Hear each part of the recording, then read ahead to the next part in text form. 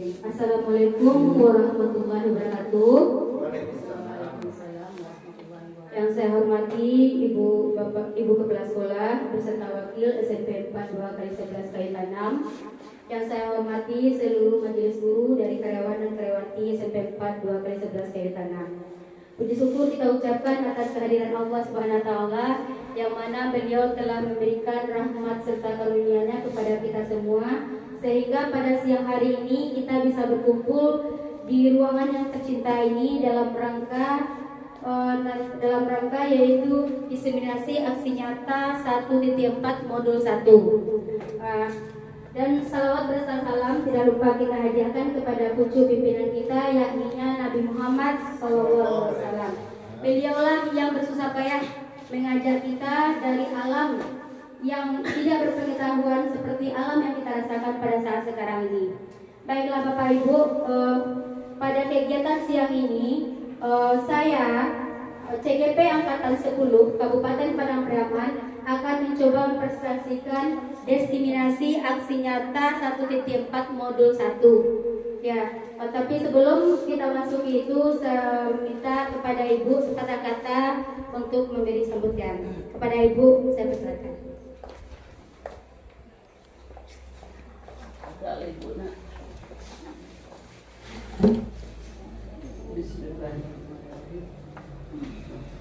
Halo, cek. Masuk kan? Assalamualaikum warahmatullahi wabarakatuh. Waalaikumsalam. Salam Ibu tumpangkan ke pembicara sebelumnya.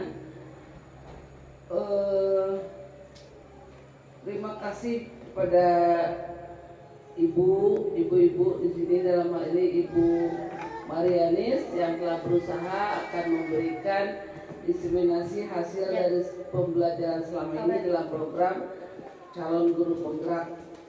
Dan alhamdulillah sudah pada sampai diseminasi di sekolah kita yang akan membawakan nanti menyebarkan pemahaman dan penerapan pengalaman tentang budaya positif atau budaya baik di sekolah kita.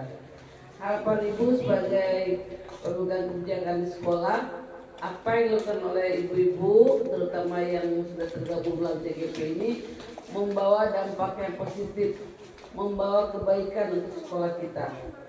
Karena banyak pengorbanan yang Bapak Ibu lakukan terhadap kegiatan ini, baik secara material, moral maupun waktu. Untuk itu harapan Ibu nanti tetap semangat mengerjakan semua ini. Dan yang paling penting lagi, jangan pernah melalaikan tugas sekolah yang utama. Karena kalau sudah melalaikan tugas yang utama, sudah menyalahi juga aturan dari yang sudah diberikan untuk pelaksanaan program CGP ini. Kemudian yang terakhir, nanti setelah selesai program ini, Ibu berharap ada imbas yang positif kepada sekolah kita. Sehingga betul-betul sekolah kita ini tidak hanya mempunyai CGP saja, tapi betul-betul dengan adanya CGP ini berubah untuk sekolah kita. Itu harapan Ibu sehingga tidak sia-sia pengorbanan ibu-ibu yang sudah dilakukan selama ini. Itu saja yang dapat Ibu sampaikan. Silakan dilanjutkan, mudah-mudahan membawa hasil dan kebaikan untuk kita semua. Assalamualaikum warahmatullahi wabarakatuh. Terima kasih dan kita ucapkan kepada Ibu yang telah memberikan sepatah dua kata patah kepada kita semua. Mudah-mudahan Ibu dengan awal saya mendestinasikan ini, mudah-mudahan budaya positif untuk sekolah kita mudah-mudahan tercapai ya Bu ya, dengan lebih baik. Baiklah Bapak Ibu, aksi nyata modul 1.4 ini dengan tujuan yaitu menyebarkan pemahaman dan penerapan pengalaman budaya positif di sekolah. Bapak Ibu semuanya, kita semua tugas kita sebagai guru tidak hanya untuk mentransfer ilmu di kelas maupun di luar kelas saja. Tetapi tugas kita sebagai guru di sini juga ada bagaimana kita menuntun murid-murid kita, bagaimana kita membimbing murid-murid kita untuk lebih berkarakter dan bersemangat lagi dan berbudaya positif lagi. Ini yang pertama. Sebelum saya membahas tentang budaya positif, budaya positif ini, ada 8 konsep nanti yang akan kita bahas secara bersama-sama. 8 konsep ini yang harus kita terapkan di sekolah. Ya, yang kita bahas pertama itu yaitu budaya positif ini. Budaya positif merupakan perwujudan dari nilai-nilai atau keyakinan universal yang ditetapkan di sekolah. Jadi kita selama ini mungkin ada ya menerapkan budaya positif di sekolah, tapi alangkah lebih baiknya kita akan lebih tonjolkan lagi budaya positif kita di sekolah ini.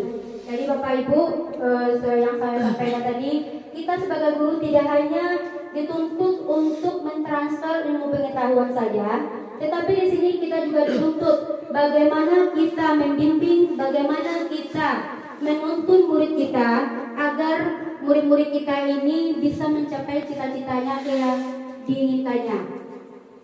Next.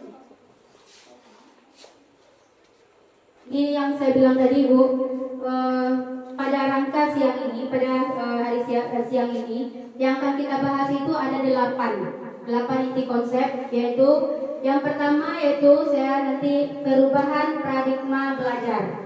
Yang kedua, belajar disiplin positif. Kemudian yang ketiga, nilai-nilai kebajikan.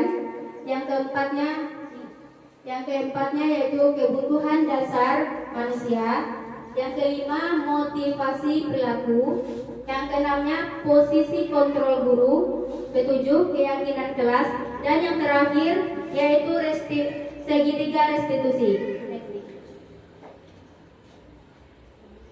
Nah, yang pertama akan kita bahas itu dari ke-8 item tadi. Pertama kita bahas tentang pembelajaran dengan paradigma baru.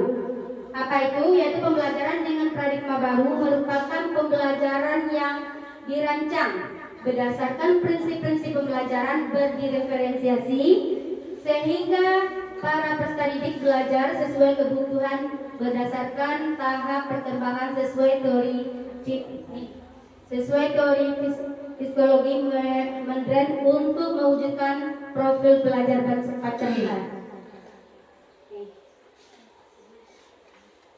Nah, yang mana saja profil pelajar Pancasila itu?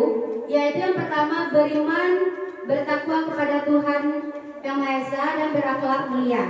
Jadi kita Bapak Ibu di sekolah kita harus menerapkan beberapa profil pelajar Pancasila ini. Salah satunya beriman, bertakwa kepada Tuhan Yang Maha Esa dan berakhlak mulia. Contohnya pagi-pagi kita kan sudah mulai mempraktikannya dengan membaca Asmaul Sunnah, kemudian berdoa sebelum belajar. Nah, mungkin ada lagi tambahan kita yang lainnya nanti. Kemudian kita mengajak murid kita untuk mandiri, bernalar kritis, berpendidikan global, bernalar kritis dan kreatif. Nah, itu poin-poin yang terdapat di profil pelajar Pancasila. Nah,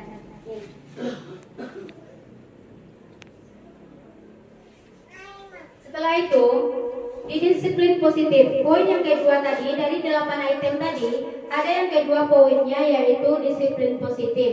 Disiplin positif ini peserta didik, tujuan kita untuk menerapkan disiplin sekolah ini adalah yaitu menciptakan peserta didik yang memiliki disiplin sehingga mereka berperilaku mengacu kepada nilai kebajikan universal dan memiliki motivasi intrinsik dalam perubahan perilaku arah yang lebih baik lagi.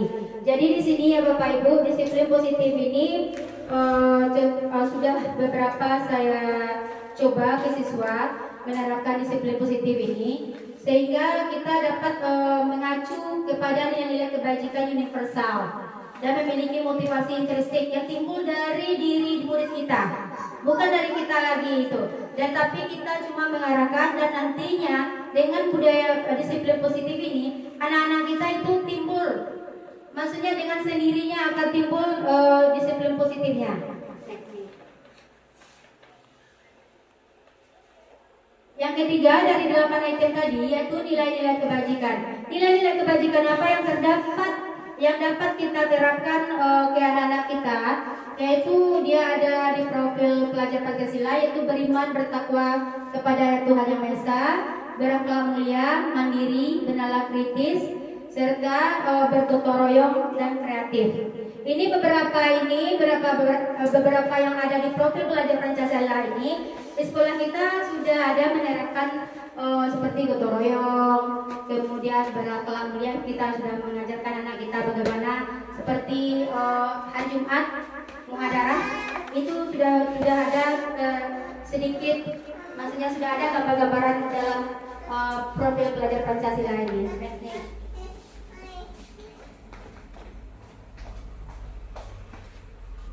Baiklah Bapak Ibu, tadi kita sudah membahas ada profil pelajar Pancasila. Kemudian yang kelima, kita sudah tahu sudah ada budaya positif di sekolah kita, disiplinnya, kemudian profil pelajar Pancasila. Kemudian yang kelima ini 5 kebutuhan dasar manusia. Ini 5 kebutuhan dasar manusia ini untuk siswa kita, untuk murid kita ini kita harus terapkan ya Bapak Ibu. Contohnya bertahan hidup. Apa contoh bertahan hidup? Yaitu kesehatan rumah, pakaian dan makanan pada siswa kita. Kemudian kasih sayang dan rasa diterima. Kita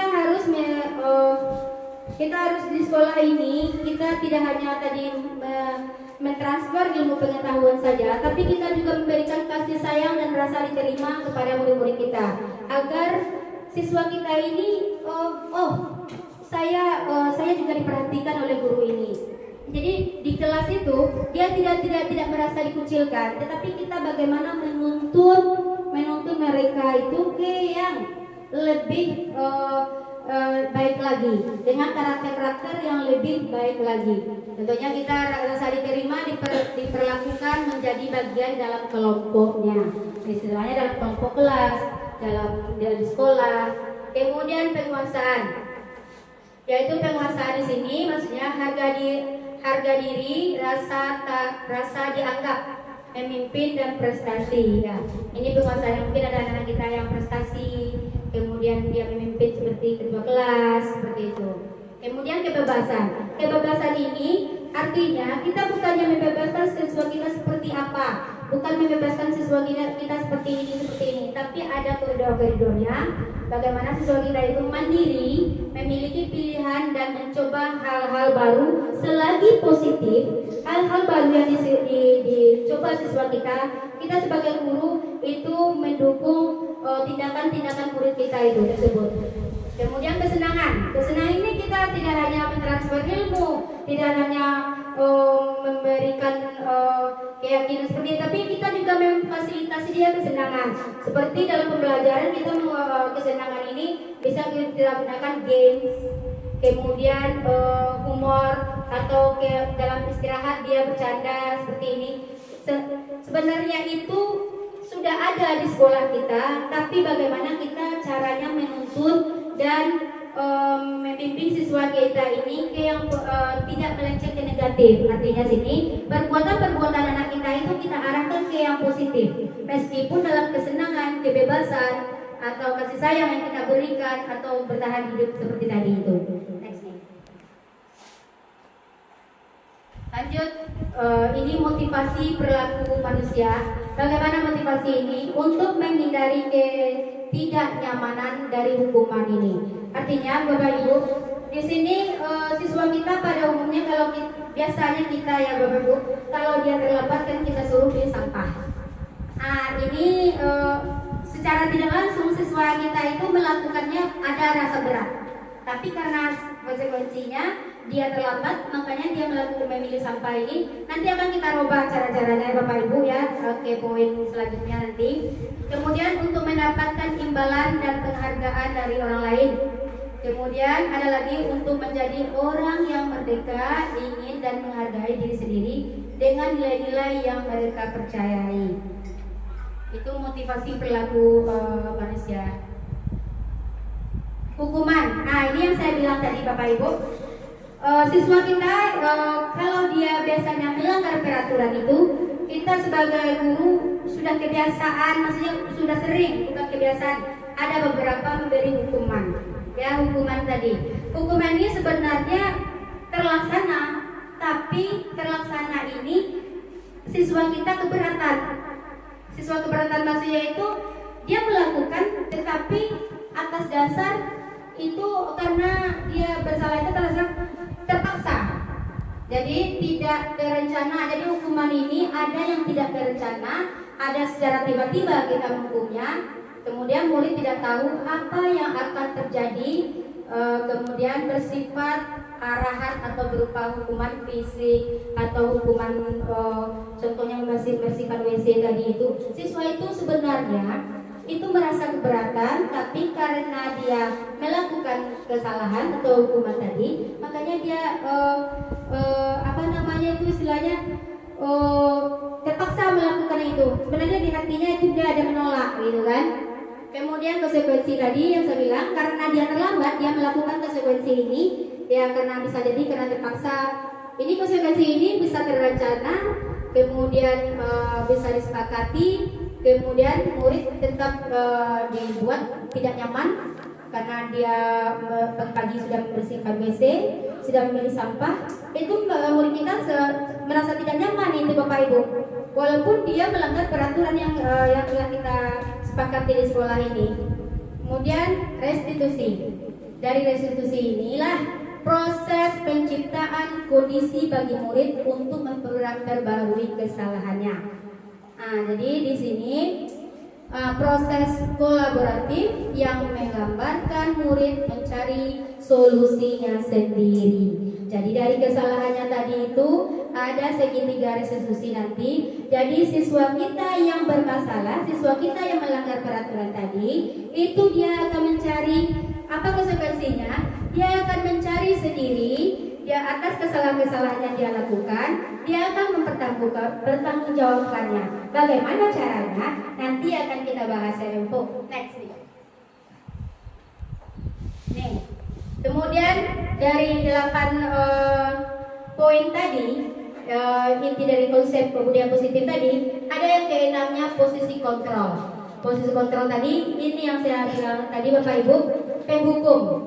Kira-kira siapa yang penghukum itu? Penghukum itu biasanya guru yang memberikan hukumannya Bapak Ibu ya. Kemudian pembuat merasa bersalah, ini guru juga. Setelah kita hukum ya Bapak Ibu. Misalnya dia sudah membersihkan sampah, dia berkeringat pagi-pagi, udah mus-musan datang ke sekolah, kemudian kita hukum juga. Kemudian timbul ada beberapa guru, maksudnya timbul dalam diri kita sendiri ini membuat rasa bersalah. Maksudnya kira-kira anak-anak ibu, kalau awak terang beko, bakso ya. Dari pertanyaan seperti itu ada jawaban-jawaban dari siswa nanti. Kemudian guru itu juga bisa sebagai teman. Ya, sebagai teman itu bagaimana cara kita berbicara ke siswa kita tadi sebagai teman itu. Ayolah, sinilah, bantu ibu bersihkan sampah sini. Itu nada-nada atau kata-kata yang menunjukkan kita itu sebagai teman. Kemudian memantau setelah siswa kita membersihkan sampah segala macam, kita lihat sini. Itulah tindakan guru yang namanya sebagai pemantau tadi, memantau kegiatan-kegiatan siswa. Kemudian ada manajer. Inilah peran sebaiknya sebagai guru, sebagai manajer itu. Next.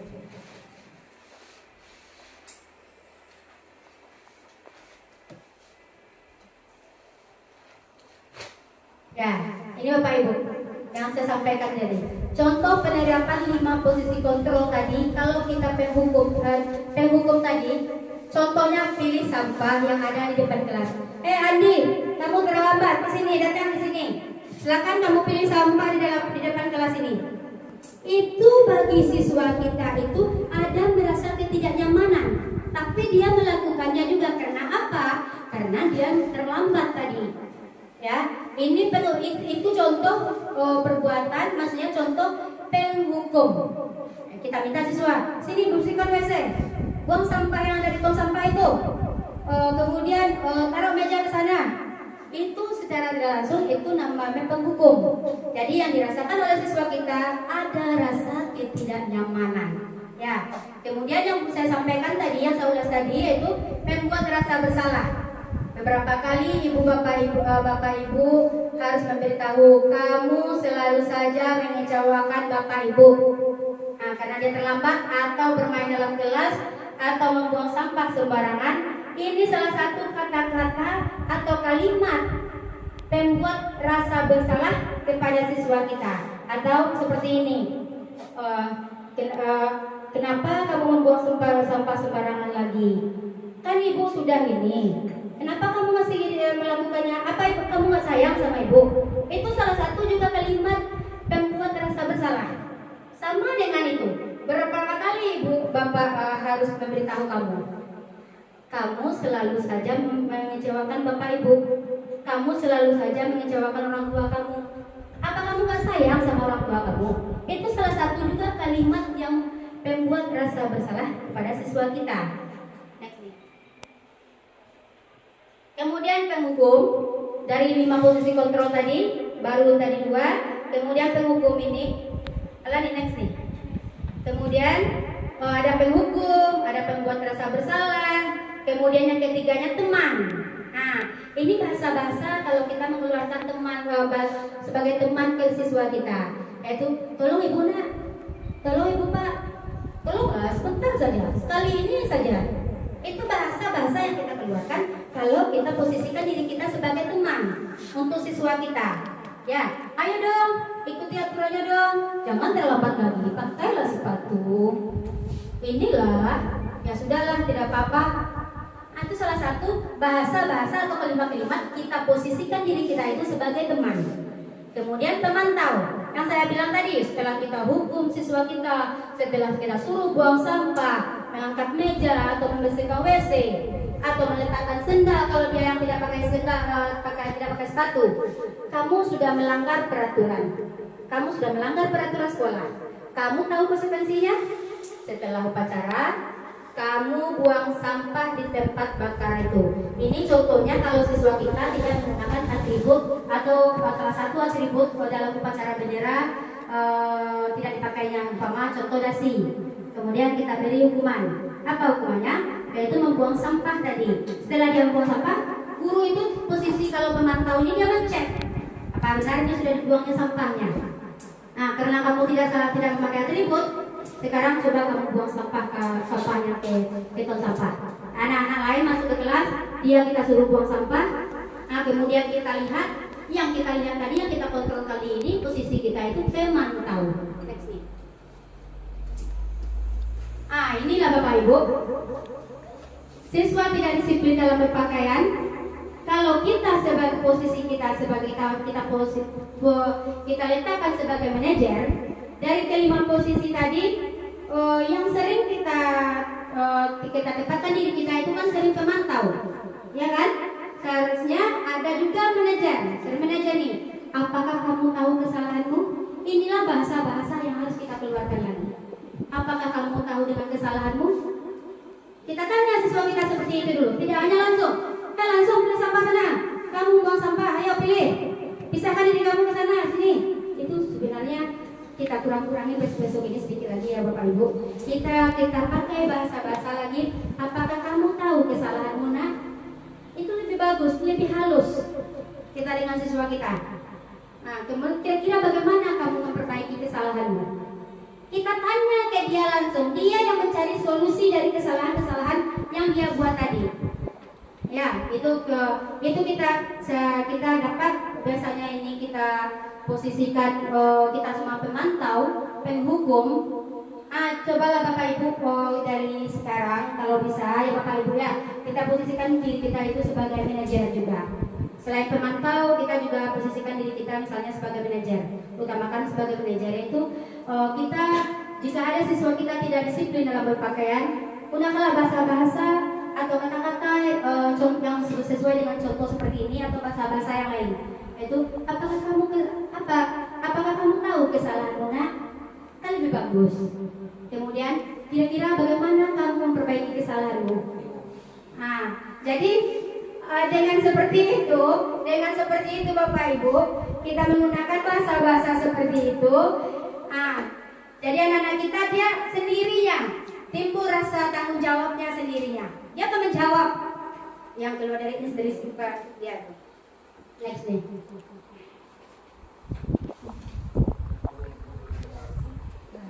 Nah, posisi kira-kira Bapak Ibu coba lihat, mohon maaf Bapak Ibu coba lihat ke papan ke layarnya sebentar Bapak Ibu. posisi kontrol apakah kamu? Atau posisi kontrol apakah aku? Coba Bapak Ibu kira-kira dari yang saya jelaskan tadi, ada penghukum, ada teman, ada manajer, kemudian ada beberapa lagi itu. Kemudian posisi kontrol apakah aku selama ini? Kira-kira apa, Pak? Kira-kira apa posisi kontrol yang biasa, Pak? Apa rencanamu Ya. untuk menyelesaikan masalah ini? Ya, posisi kontrol apakah aku? Mungkin saya kecewa sekali dengan kamu. Misalnya ada sering tahu Bapak Ibu mengucapkan itu mungkin. Ibu kecewa banget sama awalnya lah. Aku awal tahu sih ada pengukuran tugas kok. Mungkin ada itu. Kemudian ada bahasa yang kedua lagi. Kamu tidak benar melakukannya. Apakah ada Bapak Ibu mengeluarkan kata-kata seperti itu kira-kira? Kemudian ada lagi, apa rencanamu untuk menyelesaikan masalah ini? Inilah kita minta ke dia. Kemudian ayolah lakukan demi Bapak Ibu. Kira-kira Bapak Ibu sebagai temankah? Kira-kira yang selama ini di posisi 5 posisi kontrol itu, kira-kira posisi mana yang sering kita lakukan itu? Mungkin yang banyak penghukum atau pemantau ya Bapak Ibu. Ya. Nah, mungkin itu yang lebih banyak kita usahakan kita sebagai manajer lagi ya Bapak Ibu. Next nih. Nih, kita sudah membahas 5 posisi kontrol tadi. Kemudian ada lagi dari 8 item itu. Ada ini keyakinan kelas Bapak Ibu. Ini saya sudah praktekkan di kelas. Waktu itu kalau tidak salah hari Selasa, saya praktekkan ke siswa. Biasanya kita di dalam kelas itu atau ajaran baru itu sering membuat peraturan. Anak murid, anak ibu, apa peraturan wak ini? Tidak buang sampah sembarangan, tidak berkelahi, tidak mencontek, kemudian tidak terlambat datang sholat. Bahasa-bahasa yang tidak tadi itu Bapak Ibu, itu adalah bahasa-bahasa yang sifatnya negatif.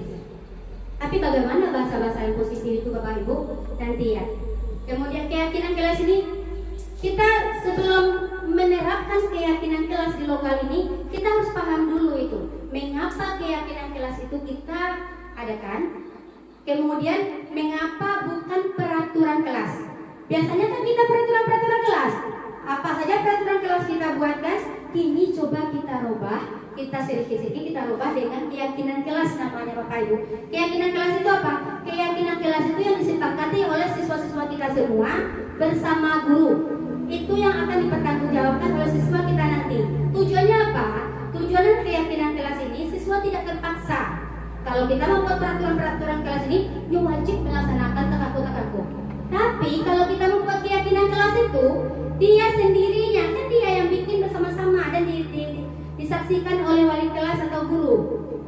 Jadi kita membuat keyakinan kelas, bukan peraturan kelas lagi ya Bapak Ibu. Ya, kemarin itu saya praktekkan di kelas 8A keyakinan kelas ini. Alhamdulillah semuanya itu anak-anak sudah antusias menyebutkan apa saja keyakinan kelas atau kesepakatan kelas di 8A itu yang saya buat bersama. Ini pembentukan keyakinan kelas. Kenapa pembuatan keyakinan itu lebih abstrak Bapak Ibu?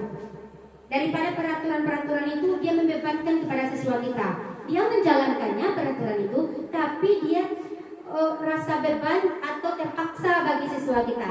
Tapi kalau kita buat keyakinan kelas di kelas kita ini, dia akan sendirinya timbul di dirinya itu tanggung jawab. Kenapa? Itu kan kesepakatan mereka semua. Dan ada kita sebagai guru atau wali kelas kita atau sebagai wali kelas. Kalau sudah ada keyakinan kelas, itu siswa kita dengan sendirinya akan bertanggung jawab semuanya itu. Tapi kalau tanggung jawab kalau peraturan, kamu melanggar peraturan, kamu seperti ini, itu seolah-olah jadi tekan. Kemudian pembentukan keyakinan kelas ini sedikit saja agar mudah diingat. Tidak perlu panjang, Bapak Ibu dari 1 sampai 10 lo atau sampai 5 kali lo keyakinan kelas itu buat akhirnya sampai lo nanti apain. Lebih baik kita membuat keyakinan kelas itu dia walaupun sedikit tapi padat. Walaupun sedikit tapi itulah kesepakatan yang kita buat semua. ya Bapak Ibu. Kemudian berupa pertanyaan universal ya. Kemudian sesuai dengan kondisi kelas kita. Lihat kondisi kelas kita dulu. Bagaimana kondisi kelas kita? Baru kita bikin kesepakatan kelas tuh. Pikiran anak Ibu, misalnya contoh, anak Ibu, hari ini kita sama-sama membuat keyakinan kelas ya anak Ibu. Kira-kira siapa yang ada usul untuk membuat keyakinan kelas ini? Siapa usulnya? Dia beri usulan. Saya tidak mau sampah Bu. Nanti kita dari kalimat-kalimat yang negatif tadi kita jadikan kalimat positif. Contohnya tidak mengganggu teman Bu, artinya saling menghormati. Apa kebajikan di dalam tidak saling menghormati itu? Yaitu tidak mengganggu teman tadi. Kebajikan yang ada di dalamnya itu saling menghargai satu sama yang lain. Nah itu contohnya misalnya. Kemudian tidak memakai, contohnya yang diusulkan ke muridnya kita misalnya tidak keluar masuk, tidak terlambat datang sekolah. Nah, apa kira yang positif kalimatnya? Kemudian datang tepat waktu. Nah, apa kalimat ini? Apa kebajikan yang ada di dalam datang tepat waktu tadi? Yaitu kedisiplinan. Ya, yaitu kedisiplinan. Kemudian lanjut ya, sesuai dengan kondisi kelas kita atau lokal kita. Berarti Bapak Ibu yang tahu ke lokal masing-masing. Bapak Ibu yang akan tahu bagaimana kondisi kelas kelasnya Bapak Ibu tadi. Ya, jadi Bapak Ibu membuat keyakinan kelas ini, Bapak Ibu sesuaikan dengan kondisi keyakinan kelas Bapak Ibu. Ya, kemudian agar mudah diterapkan. Kemudian dibuat dalam bentuk positif. Yang saya bilang tadi, tidak ada bahasanya tidak terlambat datang sekolah, tapi bahasanya kita jadikan datang tepat waktu. Apa nilai universal kebajikan di dalamnya? Yaitu kedisiplinan. Itu contohnya tadi. Ya Bapak Ibu, kita buat semacam keyakinan kelas tadi, kalimat atau dibuat dalam bentuk positifnya. Jadi bahasa-bahasa yang tidak tadi kita ganti ke bahasa-bahasa yang positifnya lagi. Tidak datang terlambat, artinya datang tepat waktu. Itu bahasa positifnya. Apa nilai kebajikan yang ada di dalamnya? Yaitu kedisiplinan. Ya, siapa yang mematuhi atau siapa yang mengikuti keyakinan kelas kita ini? Yaitu seluruh warga atau murid dalam kelas. Ini juga bisa kita terapkan di sekolah. Ya Bapak Ibu, jadi semua warga sekolah atau kelas kita membuat keyakinan kelas ini.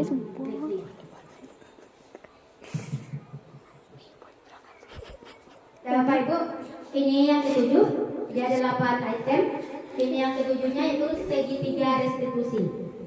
Nah, kita tadi sudah ada keyakinan kelas, kemudian ada posisi kontrol, kemudian yang ini ada segitiga restitusi. Dari segitiga restitusi ini Bapak Ibu, ini pun sudah saya praktekkan ke siswa kita. Yaitu ada kasusnya kemarin, yaitu anak kelas 8. Anak kelas 8 ini yang tidak pakai sendal. Ya, yang pakai sendal, tidak pakai sepatu. Kemudian ada kasusnya lagi, yaitu ada siswa kita dalam mengerjakan tugas, dia mencontek. Jadi saya terapkan segitiga restitusi ini. Saya panggil siswa tadi. Contohnya siswa yang terlambat tadi ini sudah saya panggil. Kemudian saya terapkan segitiga restitusi ini. Ya. Apa itu segitiga restitusi ini? Yaitu suatu proses dialog yang dijalankan oleh guru agar dapat menghasilkan murid yang mandiri dan bertanggung jawab dari masalah yang dia sedang hadapi itu. Contohnya Bapak Ibu, kalau ada siswa kita yang ada bermasalah di lokal, misalnya dia bertengkar dengan temannya, dia bertengkar dengan temannya ini, kita panggil siswa kita tadi, kita tanya apa permasalahannya, ya. Kemudian kita terapkan segitiga restitusi ini kepada mereka. Apa itu? Nih, yang pertama dari segitiga restitusi ini, jika siswa kita ada masalah Bapak Ibu, jika dia terlambat, kemudian mencontek atau berkelahi, atau dia tidak mengerjakan tugas, kita tidak boleh langsung menghukum siswa kita tadi itu. Makanya kita terapkan segitiga restitusi. Yang pertama itu yaitu menstabilkan identitas. Kita panggil siswa kita. Kita panggil misalnya di ruangan guru. Atau kita panggil dia, kita berdua saja. Kalau di rame-rame nanti dia merasa ilfil atau bagaimana, kita panggil dia. Kita hadapan dia berdua. Kemudian kita terapkan segitiga restitusi tadi. Apa itu segitiga restitusi tadi? Segitiga restitusi tadi yaitu proses dialog antara siswa dengan guru tadi untuk mempertanggungjawabkan permasalahan atau suatu hal yang terjadi pada dia. Contohnya yang pertama, apa itu segitiga restitusi itu? Yang pertama itu menstabilkan identitas. Ya, Bapak Ibu, kalau kita memanggil siswa kita, jangan langsung kita interogasi langsung dia. Itu akan membuat dia down. Ya Bapak Ibu, tapi bagaimana caranya Bapak Ibu? Yaitu yang pertama kita menstabilkan identitas dulu. Kalau kita sama-sama, oh sini, ini yang bertanya, ini bertanya, akhirnya dongkol siswa kita. Atau kita panggil dalam rame-rame, usahakan dulu kita sama dia dulu. Atau wali kelas bertindak lanjut dulu, wali kelas, misalnya ada siswanya laporan dari guru, misalnya guru matematik, Bu Rika, ini anak Bu Rika si Habil ini gak ada bikin tugas nih Bu Rika. Bagaimana nilainya nih Bu Rika? Mohon maaf, Bu Rika tidak boleh langsung datang ke lokal itu sini, tidak boleh. Tapi datanglah secara baik-baik dulu. Temui Bu ya. Nanti jam istirahat, tolong temui Bu di kantor ya, atau di ruangan TU ya. Setelah ditemuinya, baru kita terapkan segitiga restitusi ini Bu, Bapak Ibu. Yang pertama itu udah masuk ya, Assalamualaikum Bu. Oh, Waalaikumsalam Habil, sekarang masuk ya. Akhirnya siswa kita itu bukan dia menjawab, bukannya siswa kita itu akan kita berdialog sama dia, tetapi Allah Bu, dia akan pergi aja itu sendiri Bapak Ibu. Tapi dengan nada atau bahasa kita menuntun siswa kita tadi, menggunakan dialog kita dengan baik, dengan tuntutan bahasa yang baik kita sama dia akan sendiri akan bertanggung jawab dengan masalah-masalah dia itu. Kita akan mencari solusinya bersama. Nah, yang pertama itu saya bilang tadi Bapak Ibu, menstabilkan identitas. Kita masuk anak kita ke ruangan, duduk dia dengan baik. Setelah itu baru kita menstabilkan identitasnya. Apa itu menstabilkan? Berdasarkan prinsip pembuatan kesalahan adalah bagian dari proses pembelajaran. Kita tanya dulu, Habil, ya Habil dan tugas. Kita tanya dulu. Berbuat salah itu wajar. Dengan bahasa mereka, iya Bu, waniko, itu wajar. Atau iya awak malaikat kawan tadi itu mencurigai. Iya Bu, kita jawab gini, berbuat salah itu wajar. Kita sampaikan berbuat salah itu wajar. Atau tidak ada manusia yang sempurna. Itu kata-kata yang akan keluar, kalimat-kalimat yang harus kita keluarkan. Atau ibu bapak juga pernah melakukan hal itu? Nah, ada surang yang kata itu dong. Ibu pernah kata itu? Nah, kalau stabilkan dulu, stabilkan siswa kita tadi itu.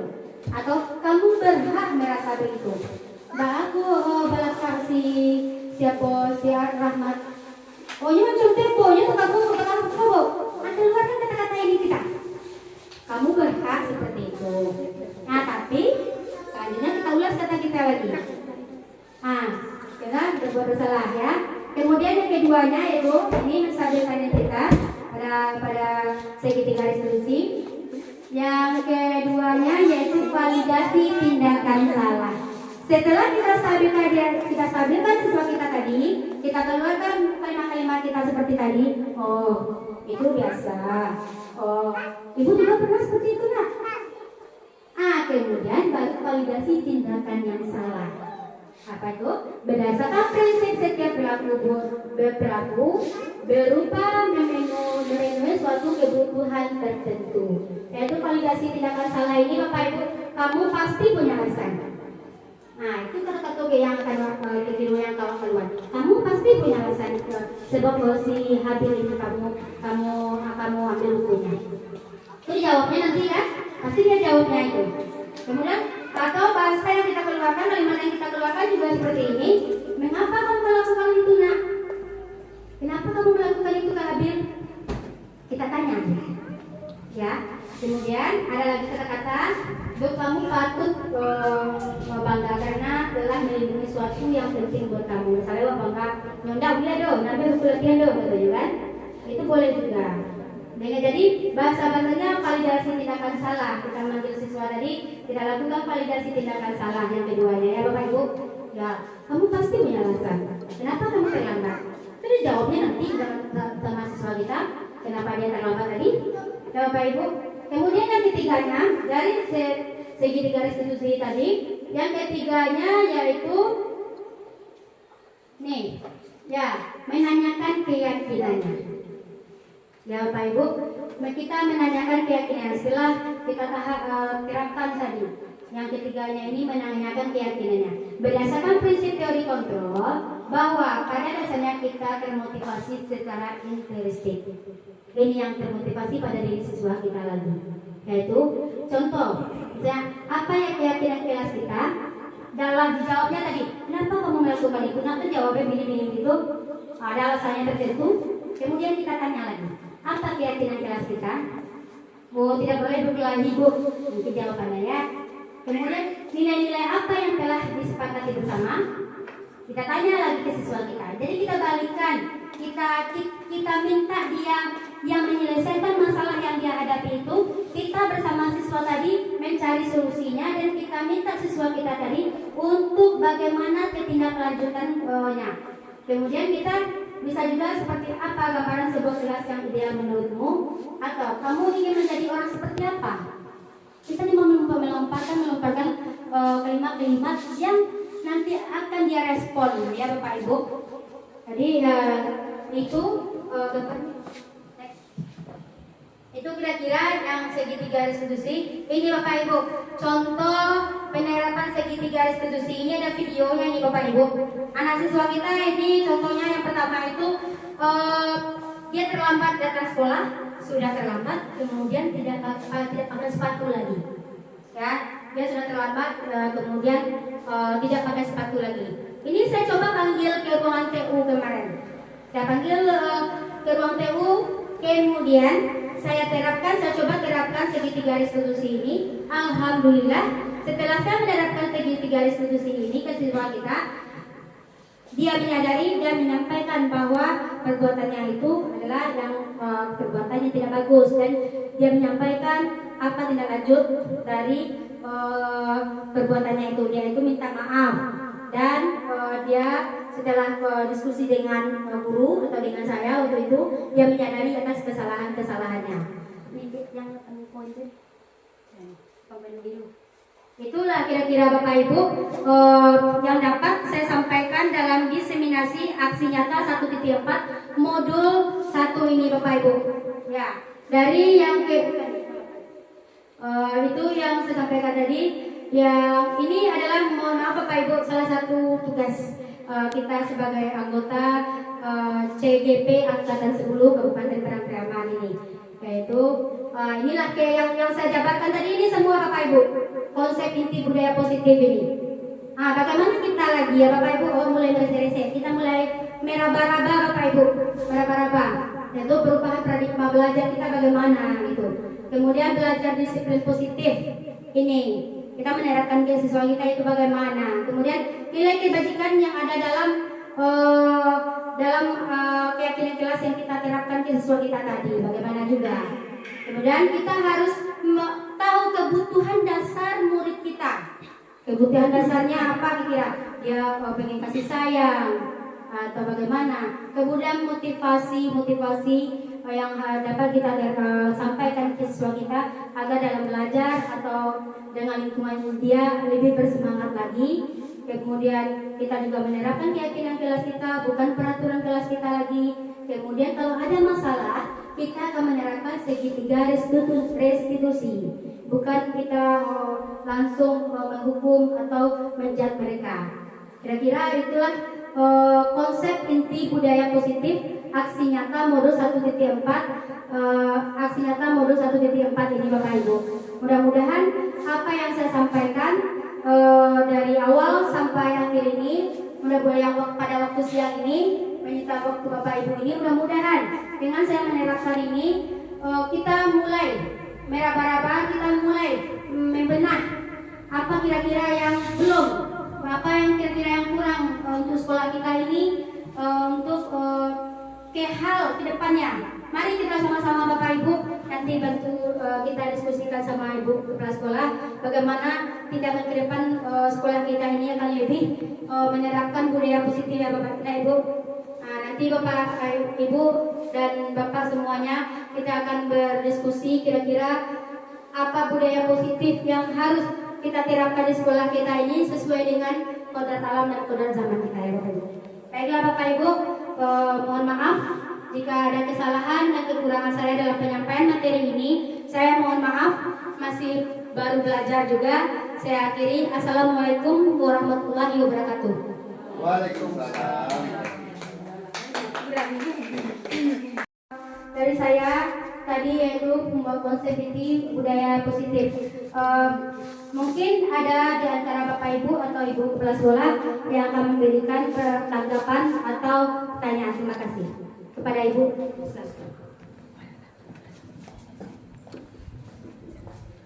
Terima kasih kepada Ibu Marianis. Kalau Ibu menyimak dari awal sampai akhir, itu secara teorinya bagus semua. Dan bukan hal yang baru sebetulnya dalam dunia pendidikan. Tapi ada beberapa istilah-istilah yang dimunculkan saat ini. Seperti budaya positif kan kebiasaan baik kalau zaman Ibu dari mulai Ibu dulu tuh. Kemudian lagi segitiga restitusi. Itu kan segitiga restitusi itu sebetulnya lebih ke sesuatu itu kita konfirmasi dulu, jangan memberikan penilaian atau hukuman langsung. Dicari dulu, digali dulu apa sebabnya dan kenapa hal itu terjadi. Jadi segitiga restitusi itu kalau dulu sama dengan konfirmasi dan verifikasi ya Pak Mir, ditanya dulu baru diberikan solusi gitu. Ya dikatakan pula segitiga restitusi karena ada tiga titik yang harus dilalui oleh anak. Yang ingin Ibu tanyakan Ibu ya, di dalam pelaksanaan keseharian di kelas, terutama di kelas ya, tentu ini harus diwujudkan dalam keseharian anak. Karena kalau teoritis sebagus apapun teori, kalau tanpa ada praktek langsung itu nothing, nggak ada artinya. Jadi ya, Ibu ingin siapapun kita dan Ibu Yen tertombang harapan dan Bu Marianis sebagai pilot project, sebagai orang yang pertama untuk menularkan kepada teman-teman kita semua di sini. Walaupun mungkin secara usia Pak Amir, Pak Zahid, Bu Net sudah lebih senior, tapi mungkin dari segi keilmuan yang terbaru ini tidak ada salahnya kita berbagi. Jadi Ibu ingin kita juri ke depan 0 km hal-hal yang tidak baik itu kita tinggalkan. Kemudian satu lagi, tentu sebelum kita menuntut hal yang baik dari anak, benahi diri kita dulu, benahi dari dalam diri kita dulu, karena kita sebagai contoh dan panutan yang baik. Dari mulai segi kedatangan, dari mulai segi pengabdian kepada anak, perlakuan kita kepada anak, tentu semuanya sesuai dengan nilai-nilai yang sudah disampaikan Ibu Marianis tadi. Jadi Ibu jadi bukan berupa pertanyaan, tapi ini berupa penegasan saja dan harapan ke depan. Itu saja Bu ya, silakan dari Bapak Ibu yang baik. Terima kasih Ibu telah memberikan masukan. Mudah-mudahan ya Bu, mudah-mudahan kita semua dapat melaksanakan atau menerapkan apa kira-kira yang belum, maksudnya yang kurang bagi kita untuk bisa menerapkan budaya positif di sekolah kita ini, dan bagaimana kita menah diri kita lagi ya Bapak Ibu. Mungkin ada beberapa Ibu yang mau bertanya. Mungkin ada Bapak Ibu yang lanjut. Baiklah Bapak Ibu, mungkin hanya itu hari ini. Saya akhiri. Assalamualaikum warahmatullahi wabarakatuh. Waalaikumsalam warahmatullahi wabarakatuh. Semuanya, alhamdulillah kegiatan destinasi aksi nyata modul 1.4 ini alhamdulillah berjalan dengan lancar. Mudah-mudahan apa yang saya sampaikan dan apa peningkatan yang diberikan Bapak Ibu kepala sekolah ini dapat kita terapkan di sekolah. Dan untuk akhir dari kegiatan ini, marilah kita sama-sama berdoa. Berdoa mulai. Berdoa selesai. Terima kasih. Anak Ibu, Assalamualaikum warahmatullahi wabarakatuh. Waalaikumsalam warahmatullahi wabarakatuh. Alhamdulillah anak Ibu sehat semua? Sehat semua?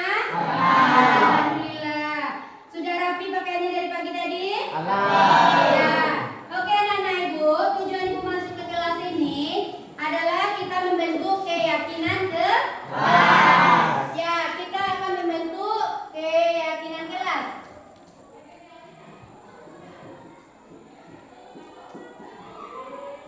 Apa keyakinan kelas yang akan kita sepakati nanti semua ya?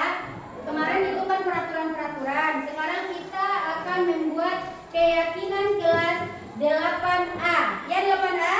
Oke, anak Ibu. Ayo sama kita akan diskusikan apa saja keyakinan kelas di lokal kita ini. Siapa yang bisa apa contohnya keyakinan kelas kita? Apa keyakinan kelasnya? Tidak membuang sampah sembarangan. Bagus. Contohnya tidak membuang sampah sembarangan. Biasanya kan anak-anak Ibu buang sampah ke jendela. Benar atau tidak? Ya. Sekarang kita buat keyakinan kelasnya tidak membuang sampah sembarangan, itu bagus. Baiklah anak-anak Ibu, Ibu kasih kesempatan buat apa saja keyakinan kelas yang kamu inginkan itu. Coba bikin keyakinan kelas apa? Kira-kira apa keyakinan kelas kita? Ya, buat keyakinan kelas. Ya, kira-kira apa? Tidak meribut, katanya tadi apa lagi? Tidak terlambat, katanya. Apalagi keyakinan kelasnya. Keluarkan penanya, nak. Kira-kira apa keyakinan kelas yang kita sepakati bersama? Ya, keluarkan penanya. Sekarang buat keyakinan kelas masing-masing di antara sama anak Ibu dan yang lainnya. Nah.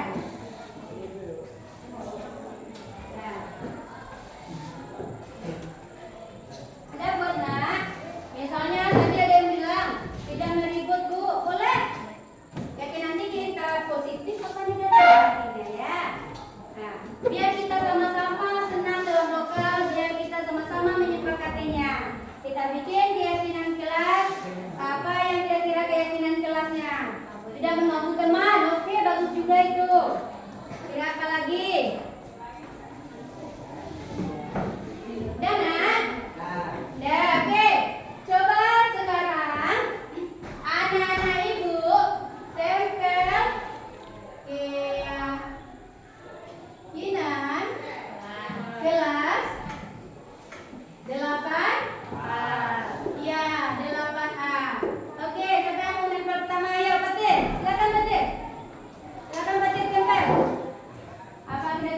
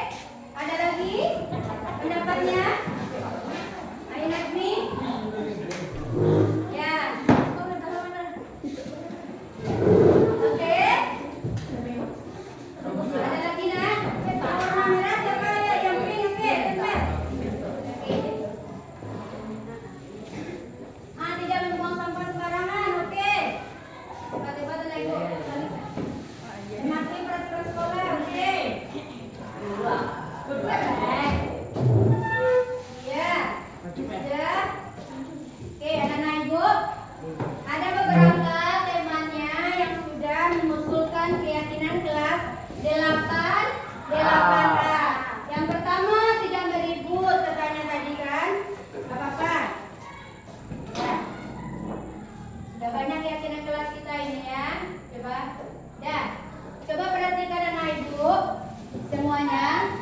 Ini ada yang membuat nomor 1 tidak meribut. Kira-kira yang positifnya apa? Apa itu? Kalau yang positifnya tidak meribut itu? Tidak meribut. Apa kira-kira? Tidak meningkat. Hah? Ayo. Tidak meribut. Ya, tertib dalam belajar. Tertib dalam belajar. Bagus. Yang keduanya kata temannya tadi saling menghargai satu sama lain. Udah positif ya? Oke. Saling menghargai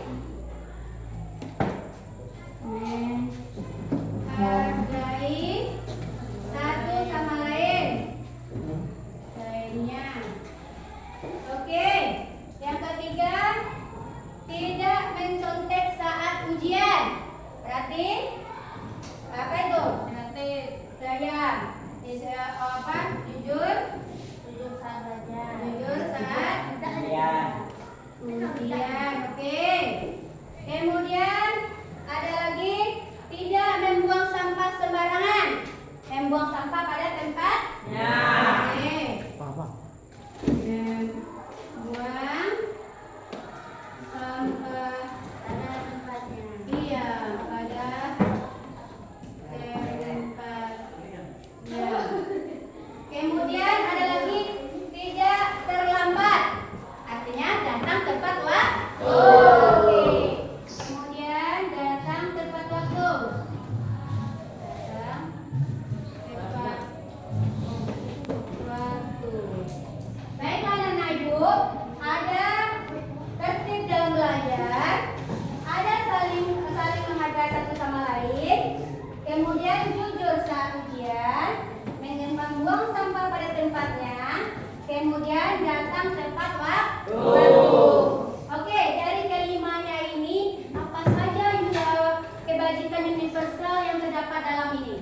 Contohnya, tertib dalam belajar itu disiplin. Ya, kebajikan universal di dalamnya adalah disiplin. Bagus. Kemudian saling menghargai sama lain. Apa nilai kebajikan di dalamnya itu? Iya, saling menghormati. Bagus. Saling menghormati. Iya, menghormati. Hormati. Kemudian jujur saat ujian. Apa nilai kebajikan ada di dalam itu? Iya, bagus. Bersikap jujur ya. Kejujuran. Bagus, pintar. Kemudian membuang sampah pada tempatnya. Apa nilai kebajikan di dalamnya itu? Iya, tanggung jawab bisa juga. Kemudian disiplin. Iya, bagus.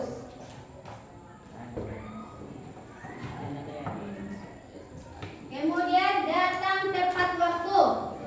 Apa nilai kebajikan di dalamnya tuh? Juga disiplin. Bagus, juga disiplin. Nah, oke. Anak-anak ibu, kita sudah mendiskusikan tadi keyakinan kelas, sudah kita sepakati tadi. Ada tertib dalam belajar, kemudian saling menghargai satu sama lain, kemudian jujur saat ujian atau saat membuat tugas, kemudian membuang sampah pada tempatnya, kemudian datang tepat waktu. Apakah anak-anak ibu setuju nilai keyakinan kelas kita ini? Setuju. Semuanya? Kita sepakati ini? Ya. Baiklah. Anak kelas 8A pada hari, yaitu pada hari Selasa, menyepakati atau menyetujui keyakinan kelas yang telah kita buat. Oke. Baiklah anak ibu, sebelumnya ini kira-kira tertib dalam belajar ini siswa atau guru? Ini adalah siswa. Bagus. Kemudian saling menghargai sama lain. Bagus. Ya, siswa dan guru. Ya, bisa siswa dan guru. Kemudian jujur saat ujian.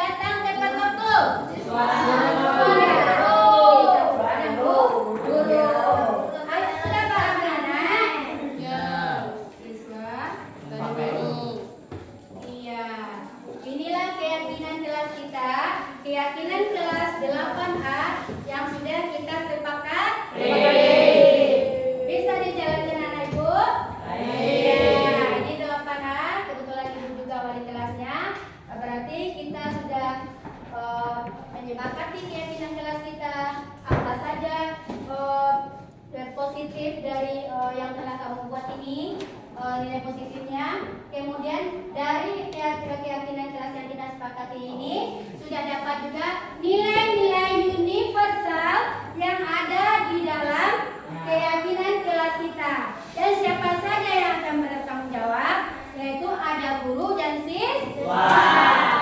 Oke Nana Ibu, karena kita sudah menyepakati keyakinan kelas hari ini, maka waktu kita juga sudah habis. Bu akhiri.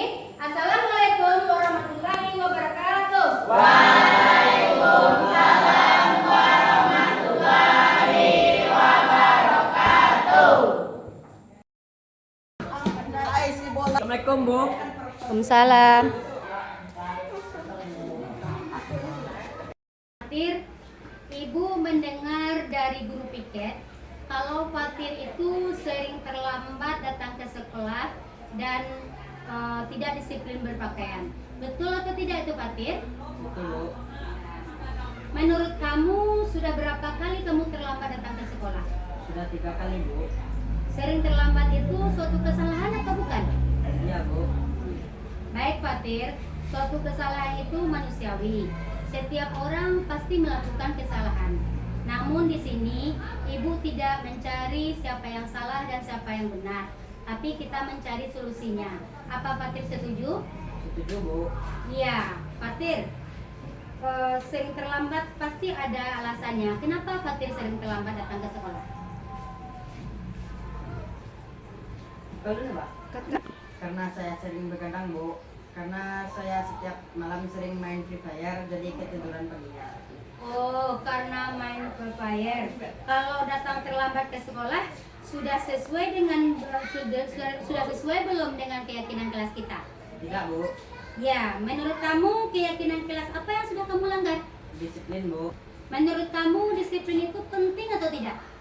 Penting Bu, karena membuat saya datang ke sekolah tepat waktu. Disiplin berpakaian membuat saya telah mengikuti ketentuan tata tertib tidak di sekolah. Betul sekali. Benar, Fatir. Menghargai waktu dan disiplin berpakaian itu penting sekali. Karena bermanfaat bagi kita. Misalnya, kita sudah menghargai waktu, menjalankan pekerjaan dengan tepat waktu, dan juga kita telah melatih rasa peduli serta menegakkan kedisiplinan dalam berpakaian. Ya Bu, saya menyesal sudah sering terlambat, tidak disiplin dalam berpakaian. Saya memohon maaf atas kesalahan yang telah saya perbuat. Iya Fatir, Ibu sangat setuju sekali tindakan Fatir untuk meminta maaf dan menyesali perbuatan Fatir. Ya, kemudian supaya tidak datang terlambat lagi, apa kira-kira yang akan Fatir lakukan? Saya akan tidur lebih cepat dan tidak bergadang lagi, agar tidak terlambat lagi ke sekolah. Baik Fatir, berarti kita sudah sama-sama mencari solusinya ya, bahwa kalau Fatir tidak akan bergadang lagi dan tepat waktu datang ke sekolah dan menggunakan pakaian sesuai dengan ketentuan-ketentuan sekolah ya Fatir ya. Ya Bu. Nah baiklah Fatir, cuman itu yang dapat ditanyakan. Fatir silakan masuk ke kelas lagi. Terima kasih Bu. Assalamualaikum warahmatullahi wabarakatuh. Nama saya Fatir, kelas 8A. Terima kasih Ibu Guru. Saya sangat senang sekali diajak diskusi oleh Ibu Guru untuk menemui solusi atas kesalahan yang saya lakukan. Dan saya tidak bergadang lagi supaya tidak terlambat lagi datang ke sekolah.